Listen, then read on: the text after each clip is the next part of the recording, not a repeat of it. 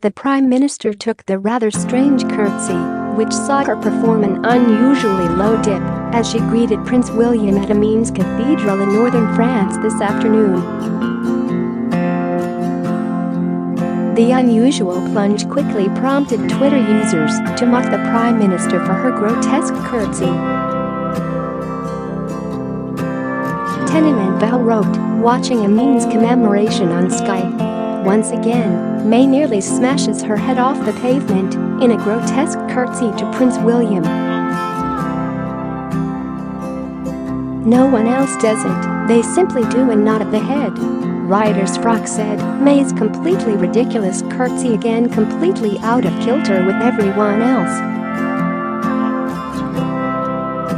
Number AMIENS 100 another noted that the greeting made it look like Theresa May was on the floor.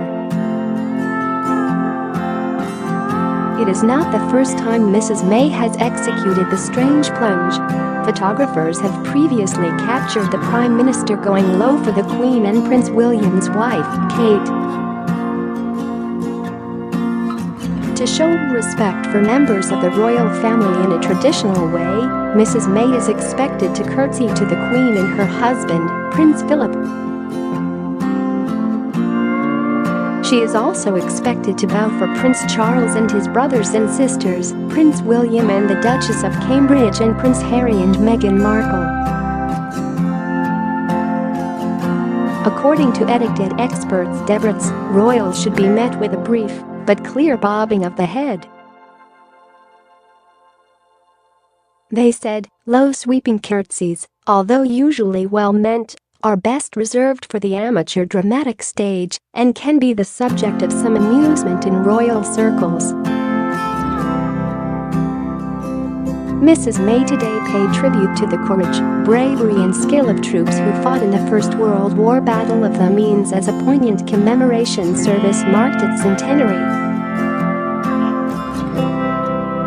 Relatives of soldiers who served and died in the conflict also spoke of their pride and sadness as they joined the Prime Minister and the Duke of Cambridge at the event, staged exactly 100 years since the start of the offensive.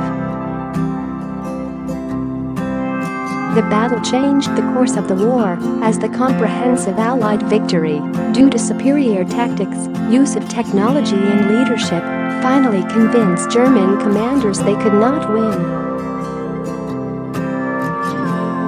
Prince William acknowledged the debt owed to the First World War troops in a message printed in the official program, The Battle of the Amiens, and the continued fighting which followed during the summer of 1918 brought the Allies hope and optimism after 4 long years of bloodshed and stalemate.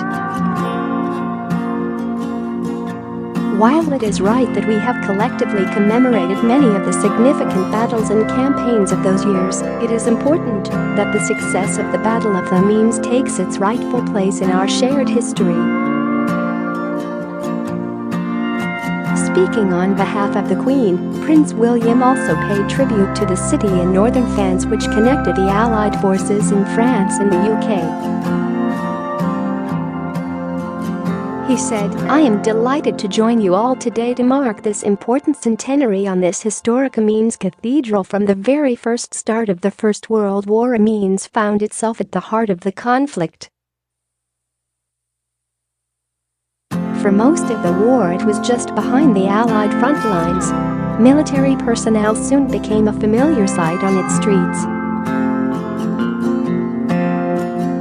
For thousands of servicemen it became a home away from home.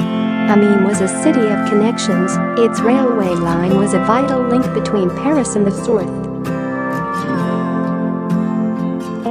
Here the armed forces of France and the British Empire came together.